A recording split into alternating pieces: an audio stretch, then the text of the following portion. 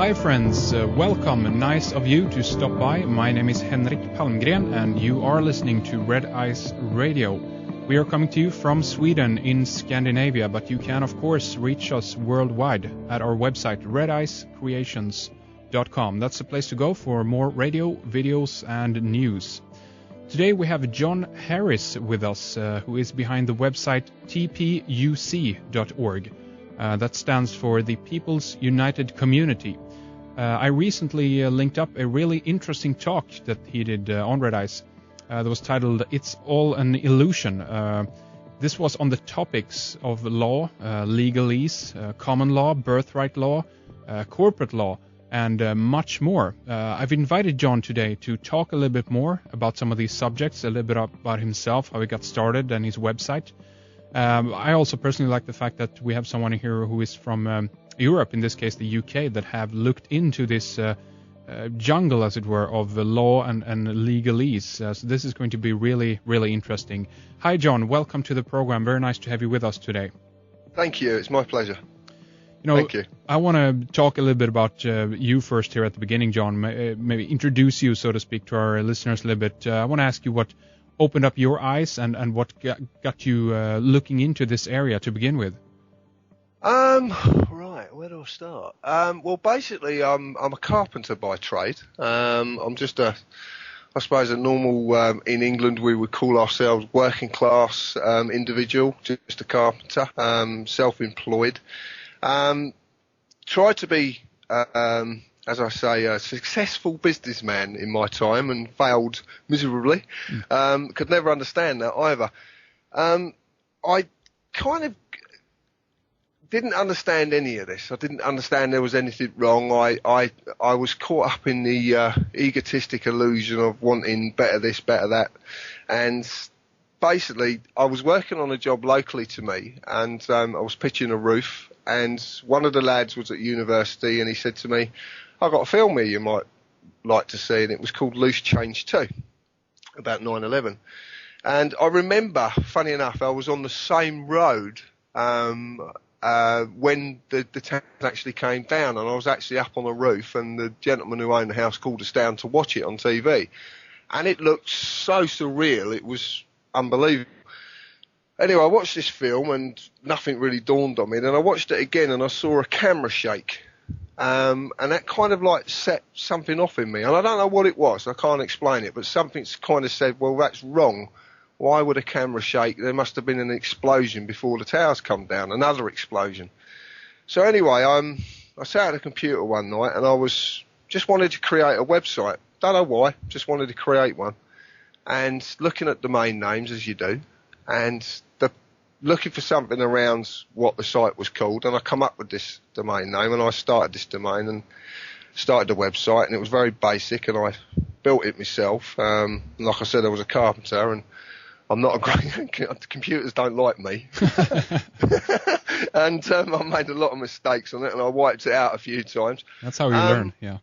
Yeah, anyway, I built this very rudimentary basic website, and something quite strange happened, because I was initially talking about sort of 9/11 and 7/7, and then I kind of got drawn into that, and then basically suddenly realised it's not about what hit what or what happened. It was actually why it happened and who would want to do something like that, or what they were trying to achieve. And then I looked at, someone said to me, rang me up, who'd seen the site, and they said about the law. And I said, what about the law? And they said, well, the changes in the law since 9/11, since 7/7. And all of a sudden, all these people coming from all different walks of life, all different age groups came to me. They just phoned me up or sent me letters, sent me information and said, do you know this? And I was saying, no, I don't know anything. So, this is very interesting. And the site started to evolve. And it was evolving with what I was evolving with. So there was something very, I don't say natural anymore, because I don't like ends, and I'll explain that sometime, but I say actual. I say actual, because things that are happening in the world at this moment are actual. They're not natural, they're actually happening. So the site was evolving, And I was evolving. I was changing. I was changing my perception. I was starting to realise that there was something very, very wrong. But I still didn't know what it was. I was still quite oblivious to it, and I still lived very much in the world of the ego, the world of the person, if you like. Yeah. And anyway, cut a long story short, this information come in, and it was about constitutional law, it was about statute law, it was about the kings and queens of this country, the history of this country. A lot of the information was it was incredible, and all I started to do was look at the information, and suddenly started to realise there was patterns in everything I was being given. I could see things repeating themselves, and I've seen this so many times. If you actually look back over the history of things, you actually see it's repetitive, constantly repetitive. So then I got to like pondering, well, these soothsayers, philosophers, or whatever you want to call them, basically, or people who are predicting things that are going to happen, basically, it's not too hard to do, because all you do is look at history and you can see that it's doing it. It's repeating itself constantly. Yeah. And I kind of like, using that in mind, I just kind of like, okay, there's something here. So anyway, started to dig a bit deeper, and the site, as I say, was evolving with us. And then Dan got on board, and a lot of other, and Dan sort of recreated the site so it was pleasing to the eye and it worked properly. And then a lot of other people sort of started to come forth with all different types of information. Richie, who you've spoke to, I know him, is he came a few months ago, and he started to help with the site. But what we started to see was, or I started to see, was that there was an illusion. It's not real. There's something going on, and this is all a con trick. And I started to look at basically, once I understood what constitutional law was, and I understood the basis of common law, because there's not a great deal to understand about common law, I started to realise that there was a con trick going on, and we were being conned. And if we were being conned, then according to the way the Commonwealth was set up, sort of like from the 1600s from this country, that possibly meant that 52 or 53 other countries in the world were being conned as well.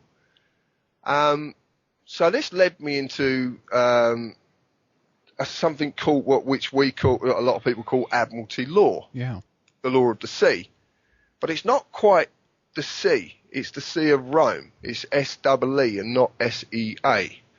And basically, it's the law of money. That's what it basically revolves around. It's money.